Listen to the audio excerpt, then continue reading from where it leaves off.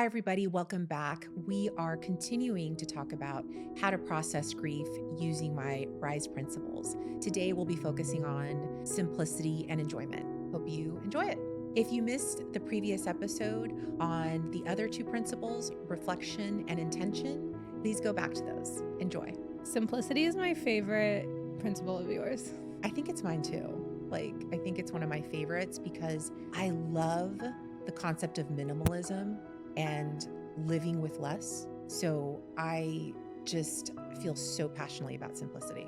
For me, because my space and atmosphere matters so much, like the tone of a room really matters to me, how the lighting is, the scent is, like all of that. Simplicity, when I practice the bullet points in your principle under this, it has the most immediate effect on me. So like when I clean out my closet or I clean out my dresser drawers, the things that I'm like using every single day, oh my goodness, I feel so much better immediately. Getting to that more simplistic wardrobe, it makes it easier to pick out my clothes in the morning and different things like that. So on an everyday basis, it feels easy.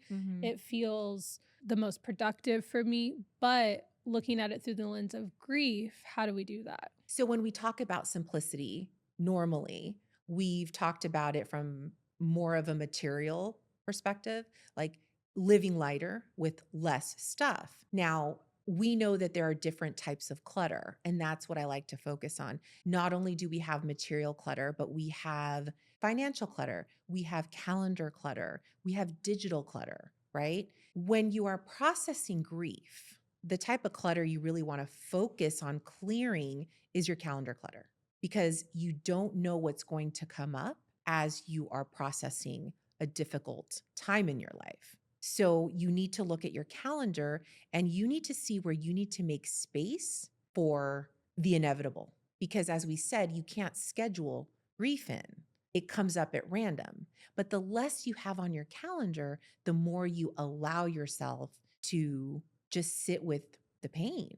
If you want to have a pajama day and be under the covers and cozy because you just cannot get out that day, you have to make space for it. You can't cram your schedule with back to back events. Now, there are things we cannot get out of. That is the truth. But you have to be able to pad enough time in between things so that you have time to just be human. So when we are grieving, I think oftentimes we want to distract. So what some of us tend to do is fill up our calendar. So we want to try to schedule as many things as possible to take our minds off whatever we are going through. And that's not healthy either. Now, some mindful distractions are, that's okay, but not mindless ones. So you want to be really intentional with what you're putting in your calendar. Is it something that's going to fill your cup? Is it going to be with people that are going to lift you, energize you, support you? Or is it something that you know is going to deplete you and just pull you down? I heard someone say once that if you want to know someone's life priorities, look at their calendar. And I, from my own experience, have complained to my husband, we don't have a date night. I see my clients more than I see you. And, to that quote's point, if you feel like you value something, but you don't see the evidence of it in your calendar, change that. Don't schedule meetings past 4:30 p.m. Don't allow work to come through on the weekends. Schedule in the things that you want, make time blocks that I'm going to leave by this time, set an alarm. By this time, I'm leaving the office. By this time, I'm leaving this lunch date with my girlfriend so that I can prep the house or do whatever I need to do before my kid comes home. Little things like that. I think if you're complaining about how stressed out you are, look at your calendar. If you're not prioritizing the things that make you unstressed, it's like, of course, you're going to stay on that hamster wheel. I think the same thing when you're going through grief. It's really, really important to make sure that you are physically going into your calendar and adding time blocks of time to yourself. Going for a walk or going on a hike or going on a hike with your family. You don't have to always be alone necessarily, but just making sure that you're really, really emphasizing that time to even practice these other principles.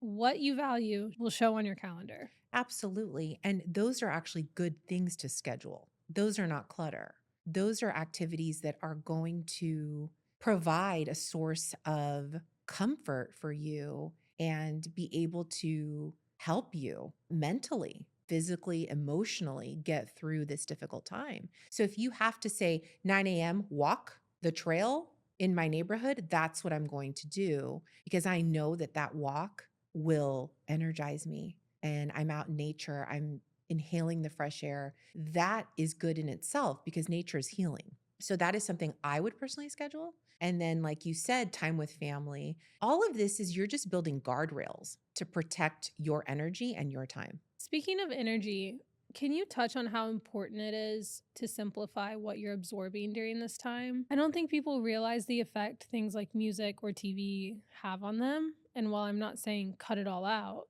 can you just talk about the energy from these different noises and the emphasis on why it's so important to simplify that?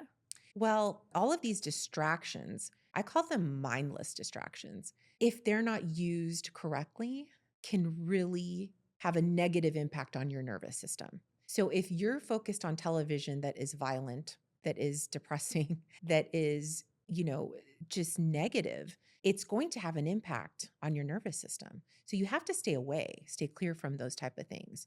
Same with social media. You might have to take a couple days off and do a detox because you're so used to getting these negative dopamine hits. So you're just automatically searching for that. And it's not healthy on your brain and it's not healthy in the healing process. So you want to protect your energy. And same with music. Music has different frequencies, vibrates different energy out there. So you want to steer clear from music is going to rattle your system.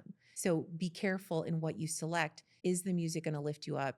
Is it going to pull you down into more of a depressive state? Then you want to be mindful of that. So distractions aren't necessarily bad if they're used mindfully. So it's okay to watch TV. Just be careful. What kind of TV are you watching? It's okay to listen to music. What kind of music are you listening to? It's okay to go on social media, but are you basically looking at content that you know is helpful to you and is going to lift you or make you laugh? Like, this is important too in this journey of grief, and we'll touch on it in enjoyment. It's you have to be able to look at things that are going to make you laugh again. Yeah, I think enjoyment, the principle of enjoyment through the lens of grief sounds the most conflicting because I know it's hard. I grew up in the faith space and there was always this like, grieve not, fear not, Mm, have faith and just like this band aid effect to put over it. And while the positivity mindset is good, and I think mhm. it can get people out of ruts sometimes, I think if you put a band aid over something and you don't know what you're healing from, how can you progress? So, talk about the importance of enjoyment and the balance of trying to enjoy life in the process of grieving without just like slapping a band aid and having this toxic positivity that doesn't make any sense. Joy is critical. I think it's the gateway to healing because at some point you can't stay in the mud anymore. You have to find a way to find joy again in the simplest things in life. And I always tell people find it in your favorite ice cream, your favorite, shower product, find it in a candle, find it anywhere because joy is always available to us. It's just that we're not awake sometimes to see that it's readily available. And oftentimes we also feel like we're not worthy of receiving it because we're in such a dark place. And there is a lot of guilt that goes with that. Like, if I'm having a good time right now and I'm laughing, is that appropriate? Because I'm in a dark season of my life. But no, it's actually critical. It's critical to your healing that you find ways to laugh again, to smile again, to enjoy life again, because that is our birthright. Our birthright is we are meant to enjoy life on this earth, no matter what. So it is conflicting. I went to a whole retreat on this 2 years ago, and that was the whole topic. It was like, we're all suffering here collectively. Well, how do we find joy in the midst of this? And it was really inspiring. And I've lived my life differently since that. And I no longer feel guilt if I find moments of joy in a season of pain. It is essential to the healing process, I think. My favorite people are joyful Yeah. people. Favorite to be Yeah. around are joyful people. And you have to be around people that lift you and you have to create moments or make space for that. Don't you carry around a joy rock? I do. I carry a joy rock in my purse, and it's a reminder every time I'm searching through the bottomless pit that's my Wait, purse. what makes a rock a joy rock? Like, Oh, it has the word joy on it. okay, so it's Yeah. not like a Yeah. special. I collect these love rocks. Okay. So I go to a store, they have joy, love, faith, trust. So I put one in like random places. And if I find it, it's a reminder for me to access that. I love that. So the joy one, I have joy or love, and my kids keep their rocks or stones in their backpacks, and or I'll leave them around the house, and like if they find it, it's just a reminder like, "Oh, okay, have faith today." Or love, I'm loved today. Or joy, yes, I'm going to make it a point today to find joy or allow myself to indulge in something that's going to bring me pleasure because I'm sad and I need to find a way to find a bit of joy in my day.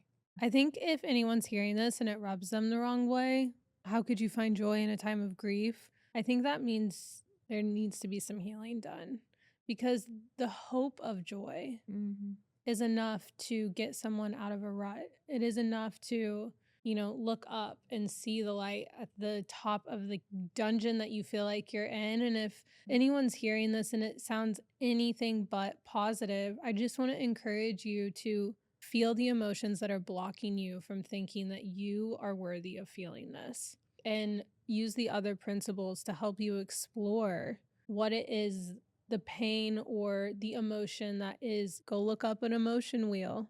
I hate the emotion wheel, but it helps when you can identify confusion or, anger or whatever it is. Just acknowledging it Mhm. seems to open the door to the feeling of worthiness for joy. It is. Everyone's on their own journey. Everybody processes their emotions a certain way. And listen, I can only guide people on this journey. Ultimately, you're the expert, right, on your healing. I'm only sharing things that have worked for me and that I've done research on and that I've sat with people with. I've sat with people that have lost children. I've sat with people that have battled addiction. I've sat with people that have battled disease and face death. I mean, and I can tell you, each and every one of these people have had to find a way to find joy again. And again, I think it is our natural state of being. And we have to return to that every day, no matter what is going on in our environment. We have to return to our natural state of joy. That is what we're meant to be on this earth, is joyful. We're not meant to be in a depressive state. That's not what we're here to do. We're here to rise, get out of bed, and be a human being. And part of that is, I believe, if you can do it, be a more joyful one. And that is really what is going to help you on this difficult journey of life. You don't have it. How are you going to get to the next leg of your life? I mean, that's the bottom line. You need it. You need joy. So good. Thank you for taking time to. I don't know when everyone else is going to be hearing this, but recently we went through the tragedy of the LA fires. And I think that for me and anyone even more affected by the fire, I still have my home, but this feels so important to do. We have to do this, or, darkness wins, pain 100%. wins. 100%. Anger wins, sadness wins, and we can't let that happen for the people around us, for our children, but most importantly for ourselves. We are all Absolutely. worthy of joy. 100%. So let's find it today. It's there, it's ready for you. You just have to be open to receiving it. I hope this encouraged you on your healing journey and that you're able to use all the RISE principles on the path to your healed, higher, best self. See you next time.